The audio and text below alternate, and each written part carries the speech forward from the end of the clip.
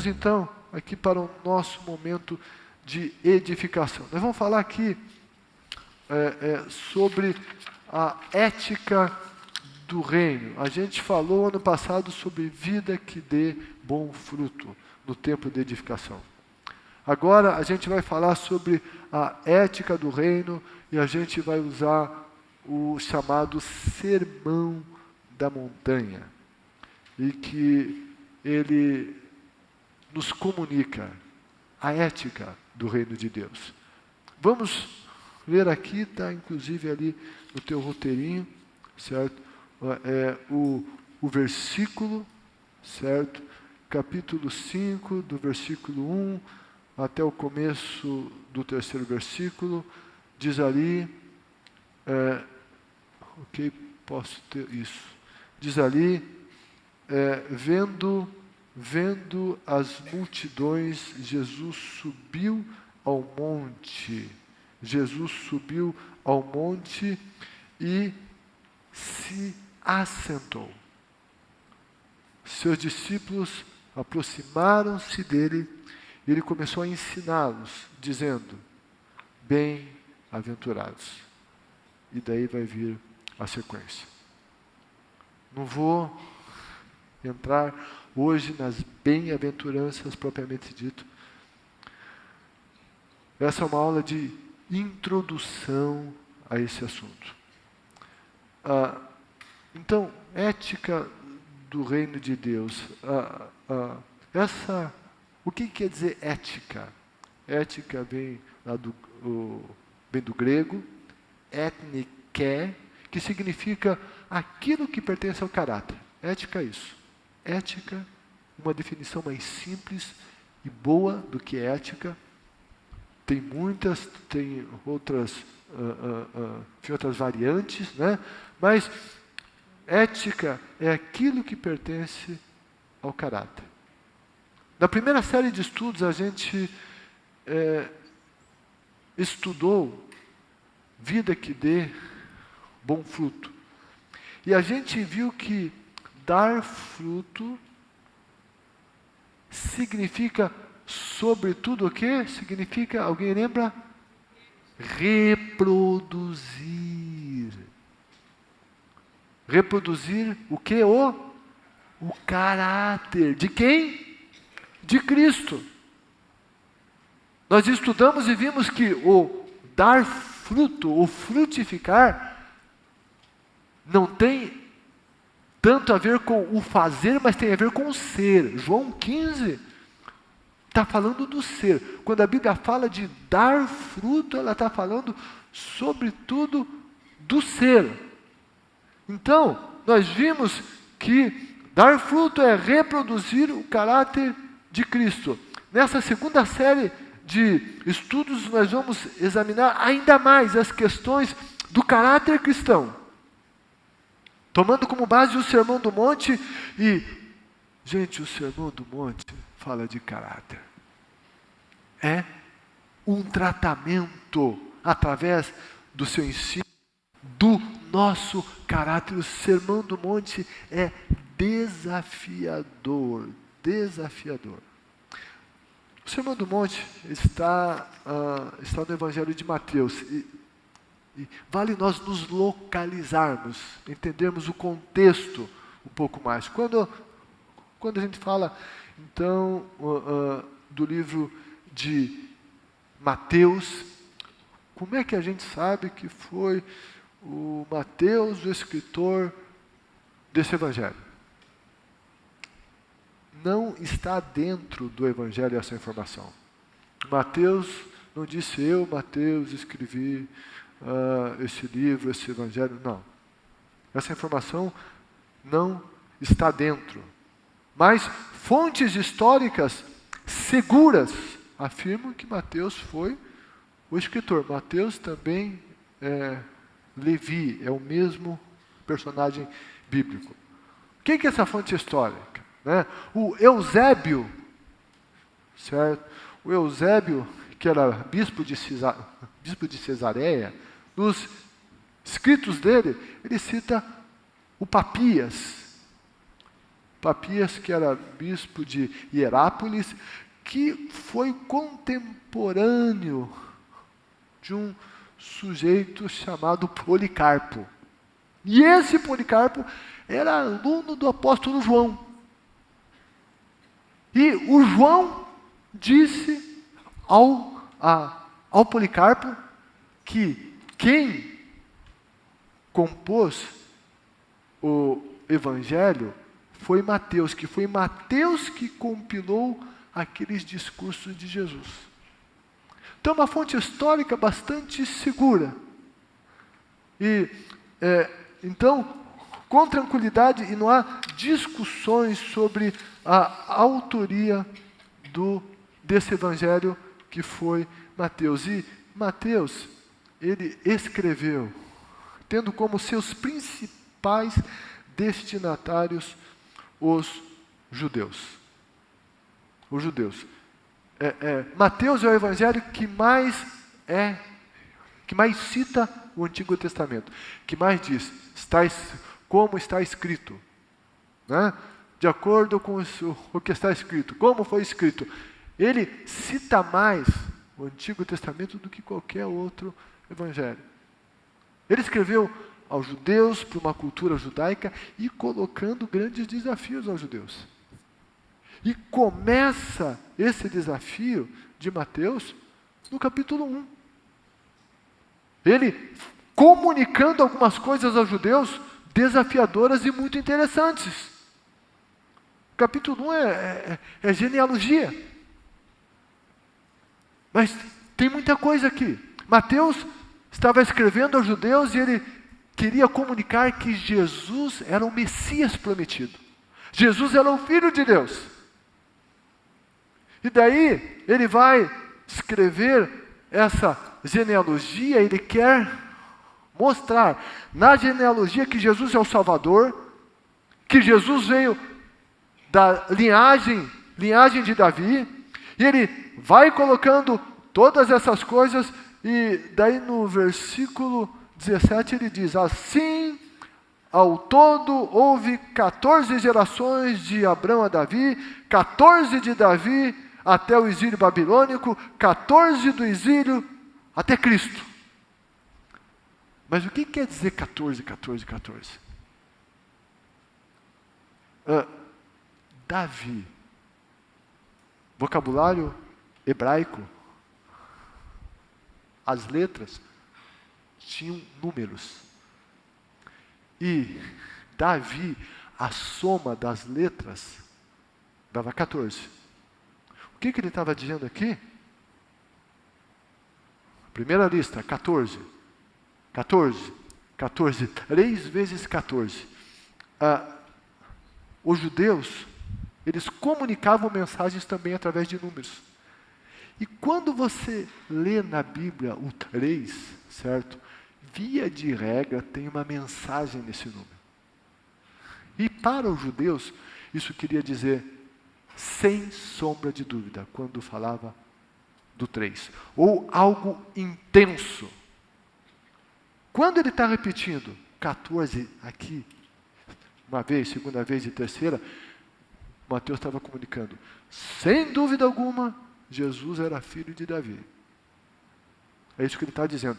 E, muitas vezes, os números na Bíblia não são exatamente exatos. Certo? Mas uma aproximação, e nessa aproximação eles viam mensagens. O exílio babilônico duraria 70 anos. Não foi exatamente 70, se pegar do começo do exílio, quando acabou deu 70 redondinho. Não, mas era aproximadamente isso. E tinha os 70, 7 múltiplo de 7. E 7 é um número de completude, de totalidade. Então, números na Bíblia têm mensagens. Os judeus recebiam mensagens também por meio de números.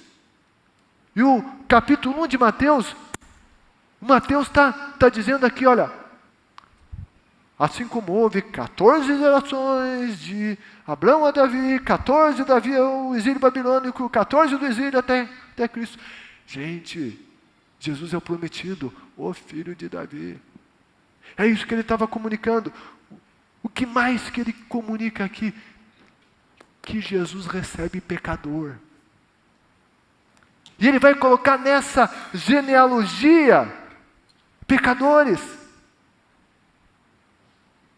Mas que estão lá na genealogia de Jesus. Ele estava quebrando o que tinha essa consciência de um legalismo judaico. Ele estava dizendo com isso, Jesus veio para pecador. Mateus, na genealogia dele, cita mulheres, tem valorização de mulher. Mas sabe, mulheres que tiveram um comportamento nada bom. Ele vai citar aqui o nome de Tamar. E não precisava muito citar a Tamar, mas a Tamar teve um comportamento moral questionável. Daí, ele também vai citar Raabe, a prostituta de Jericó, mas que se voltou para Deus. Está ali, Raabe, além de ser uma prostituta, não era de Israel, era estrangeira, era gentia. Mateus está dizendo, ei, gentil tem lugar em Jesus, não é só judeu. Raabe está aqui nessa genealogia de Jesus. Daí, nessa genealogia, capítulo 1, no versículo 6, ele vai dizer, e Jessé gerou o rei Davi, Davi gerou a Salomão, cuja mãe tinha sido mulher de Urias. Ele está citando mulher de Urias, porque esse homem, esse Urias, ele era um heteu, não era judeu. O que ele está dizendo, gente? Jesus é para todos. Jesus não é só para vocês, judeus. Jesus é para todos. Ele está ensinando, então, os judeus e também nos ensina acerca de todas essas coisas. E aqui fala do Sermão do Monte. É muito interessante que Jesus escolheu um monte para esse sermão. Possivelmente porque Jesus queria estabelecer a relação da antiga lei que foi dada em um monte, a lei mosaica. E aqui teria uma nova lei. Jesus veio para estabelecer uma nova lei. Os judeus tinham essa relação com o monte. Jesus foi ao monte. E em algum lugar desse monte, possivelmente, havia um platô, uma planúria nesse monte, porque Lucas vai citar o sermão da planície, e é possível que Jesus tenha repetido esses sermões em outros momentos, mas possivelmente nesse monte tinha esse platô, onde Jesus se assentou. E diz que ele se assentou. Os mestres da época, eles ensinavam sentados. Jesus se assenta, Jesus está comunicando. Eu sou mestre. O mestre que veio do céu. Tudo em Jesus comunica. Tudo em Jesus, o que ele faz, ele está comunicando todas essas coisas em cada um dos detalhes. Então, comunicando a segunda lei no monte. A ética desta nova lei não se baseava em um conjunto de normas exteriores. Essa nova lei não vinha com rituais, com ações humanas, mecânicas, exteriores. Não, essa nova lei não era baseada num conjunto de normas exteriores, e sim numa série de princípios que deveriam ser escritos no coração. No coração das pessoas. Essa nova lei tinha que nascer no interior do ser, para então se expressar em todas as atitudes, do cotidiano do cristão. Assim era essa nova lei. O espírito desta nova lei é outro. Tinha uma intenção que visava entrar lá no interior do ser, e não eram só coisas exteriores. E quando a gente lê Mateus, a gente vai ver que ele é um livro muito pedagógico. Ele vai agrupar as palavras de Jesus em unidades didaticamente bem construídas, com o objetivo de ajudar os cristãos a memorizá-las. Mateus possivelmente era como que um lecionário para os novos cristãos. Era usado como um lecionário, bem dividido didaticamente em assuntos. O Espírito de Deus instruiu, ungiu Mateus para escrever dessa maneira. Então, tem aqui a história do Mateus, as bem-aventuranças. Então, Sermão do Monte.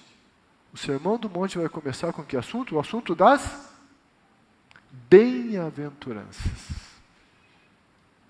O assunto das bem-aventuranças. E então, capítulo 5, diz lá, então, ele passou a ensiná-los dizendo: bem-aventurados. Esse termo aqui, esse bem-aventurados, macários, uma maneira de pensar na nossa língua. Daí na semana que vem a gente vai falar um pouquinho mais sobre isso, mas uma tradução mais simples é feliz. Feliz. Jesus vai dizer bem-aventurado, feliz. E ele vai dizer quem é feliz. Agora, gente, como essa expressão saiu da boca de Jesus, nós podemos concluir que felicidade é possível. Felicidade é possível. Felicidade dentro do conceito bíblico. Felicidade não quer dizer ausência de adversidade. Jesus disse que no mundo nós teríamos aflições.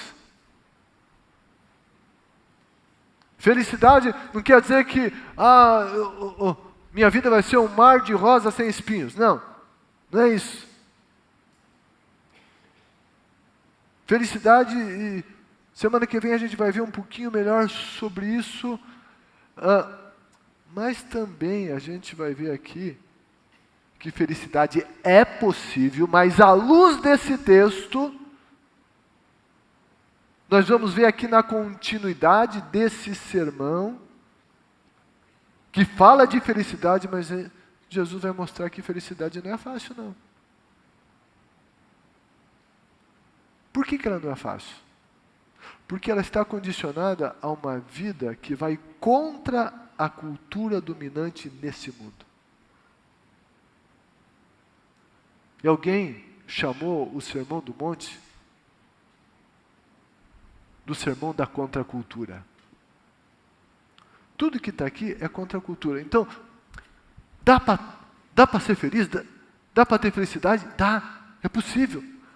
Mas qual é a dificuldade? Que os princípios para se alcançar a felicidade vão contra a cultura desse mundo.